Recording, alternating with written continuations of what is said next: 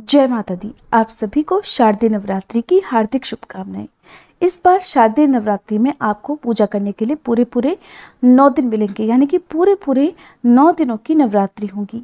क्योंकि इस बार नवरात्रि की प्रतिपदा तिथि सूर्य ग्रहण के साथ प्रारंभ होगी, तो ऐसे में आप ये जानेंगे क्या आपको सुबह के समय पूजा करनी चाहिए या कलश की स्थापना यदि आप करना चाहते हैं तो कलश की स्थापना आपको करनी चाहिए या नहीं करनी चाहिए। आप कलश स्थापना के सबसे शुभ मुहूर्त के बारे में भी जानेंगे और जानेंगे कि अष्टमी तिथि और नवमी तिथि किस दिन है, व्रत का पारणा आप किस दिन कर सकते हैं।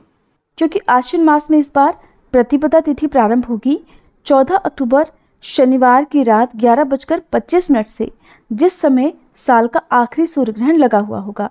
क्योंकि ये सूर्य ग्रहण रात के समय लग रहा है, ऐसे में विदेशों में ये ग्रहण दिखाई देगा और वहीं पर इसका सूतक काल भी मान्य होगा। हमारे देश में क्योंकि रात का समय होगा, जिस कारण से ये ग्रहण हमारे देश में दिखाई तो नहीं देगा, लेकिन फिर भी ग्रहण से जो अशुद्धि होती है उसका आपको ध्यान अगले दिन सुबह को जरूर रखना चाहिए। इसलिए जब आप सुबह सूर्योदय से पहले उठें तो अपने पूरे घर में गंगा जल का छिड़काव जरूर करें, अपने घर की शुद्धि करें, घर में लोबान जलाएं, गाय के गोबर का उपला सुलगाकर आपको खास तौर पर लौंग का जोड़ा और कपूर जलाकर उसका धुआं पूरे घर में जरूर फैलाना चाहिए, ताकि ग्रहण का कोई भी नकारात्मक प्रभाव आपके घर पर ना पड़ पाए। इसके बाद ही आपको पूजा की तैयारी शुरू करनी चाहिए। क्योंकि नवरात्रि का पहला दिन है, मां शैलपुत्री की पूजा के साथ ही घट स्थापना यानी कि कलश स्थापना इस दिन की जाती है। कलश स्थापना यदि आप करना चाहते हो तो आप सुबह को शुभ मुहूर्त में ही करें। शुभ मुहूर्त रहेगा 15 अक्टूबर रविवार को सुबह 6:28 से दोपहर 12:35 तक, और इसमें से भी जो सबसे शुभ मुहूर्त रहने वाला है वो है अभिजीत मुहूर्त, जो कि सुबह 11:49 से दोपहर 12:35 तक होगा। हालांकि सुबह सूर्योदय के समय भी आप कलश की स्थापना कर सकते हैं। अष्टमी तिथि रहेगी 22 अक्टूबर रविवार को, जिस दिन मां महागौरी की पूजा की जाएगी और इस दिन बहुत से घरों में कन्या पूजन भी होता है। नवमी तिथि रहेगी 23 अक्टूबर सोमवार को। इस दिन मां सिद्धिदात्री की पूजा की जाती है। साथ ही नवरात्रि व्रत का पारणा भी इस दिन किया जाता है। नवरात्रि के व्रत भी लोग 2 तरह से रखते हैं। जिन घरों में अष्टमी या फिर नवमी तिथि के दिन कन्या पूजन होता हो तो वो लोग कन्या पूजन करने के बाद अपना व्रत खोल लेते हैं, जिसे नवरात्रि व्रत का पारणा करना कहते हैं। अगर आप पहले से इस नियम का पालन करते आ रहे हैं तब तो आपको ऐसा ही करना चाहिए। बीच में किसी भी साल नियमों को बदलना नहीं चाहिए। लेकिन नवरात्रि की पूजा का अर्थ ही होता है 9 दिन और 9 रात की पूजा करना। यदि आपने उपवास रखे हैं तो कन्या पूजन चाहे आप अष्टमी या नवमी तिथि के दिन कर सकते हैं, लेकिन आपको अपना व्रत दशमी तिथि को ही खोलना चाहिए। यानी कि जो हम भोजन अन्न ग्रहण करते हैं वो हमें दशमी तिथि को सुबह ही ग्रहण करना चाहिए। 24 अक्टूबर मंगलवार को आप यदि दशमी तिथि के दिन पारण करते हैं तो सुबह 6:32 के बाद से कभी भी आप अपना व्रत खोल सकते हैं। कलश विसर्जन और दुर्गा विसर्जन भी इस दिन किया जाता है, लेकिन कुछ लोग जब दशमी तिथि को मंगलवार का दिन पड़ता है तो उस दिन विसर्जन करना शुभ नहीं मानते हैं, विचार मानते हैं। तो ऐसे में आप जब नवमी तिथि वाले दिन दशमी तिथि प्रारंभ हो जाए उस समय भी आप विसर्जन कर सकते हैं, लेकिन विसर्जन कभी भी शाम को सूर्यास्त के बाद नहीं किया जाता है। तो मैं आपको एक दिन पहले का विसर्जन का शुभ मुहूर्त भी बता देती हूँ। 23 अक्टूबर सोमवार को दशमी तिथि प्रारंभ होगी शाम 5:46 से, और आपको ध्यान रखना है सूर्यास्त इस दिन होगा शाम 5:51 तक। तो शाम 5:46 से 5:51 तक का जो समय आपके पास रहेगा वो विसर्जन का रहेगा। यदि आप इस समय नहीं कर पाते हैं तो फिर अगले दिन सुबह सुबह ही आपको विसर्जन करना होगा। मैं आपको आज कलश स्थापना की बहुत सिंपल, बहुत सरल विधि बताऊंगी, जिसे आप बिना देखे भी अपने आप आसानी से घर पर कर सकते हैं।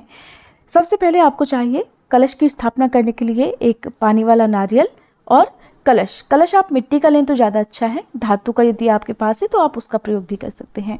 ज्वारे यदि बोना चाहते हो तो ज्वारे बोने के लिए मिट्टी और जौ और साथ में एक मिट्टी का या फिर किसी भी धातु का बड़ा आपको बर्तन चाहिए होगा जिसमें आप ज्वारे बोते हैं।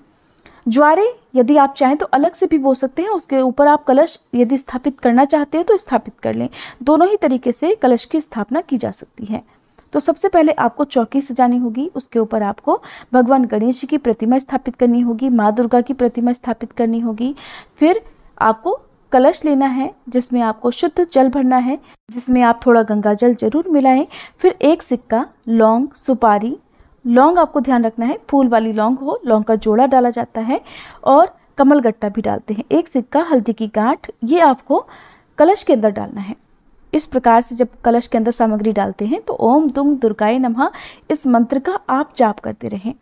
कलश में वास करने वाली सभी शुभ शक्तियों का आह्वान करें, माँ दुर्गा का आह्वान करें, माँ गंगा का आह्वान करें और फिर आप पूरे सच्चे मन से नारियल के ऊपर लाल चुनरी लपेटें, कलावा लपेटें, नारियल को तिलक लगाएं और जो कलश आपने स्थापित किया हुआ है उसके ऊपर आम या अशोक के 5, 7 या 9 जितने भी पत्ते आपको मिल सके इनमें से उतने पत्ते स्थापित करें। उनके ऊपर आपको पूर्ण पात्र रखना है, मिट्टी का एक ढक्कन जिससे कलश का मुंह बंद हो सके और उसके ऊपर थोड़े से अक्षत रखने हैं। उसके ऊपर आपको नारियल की स्थापना करनी है।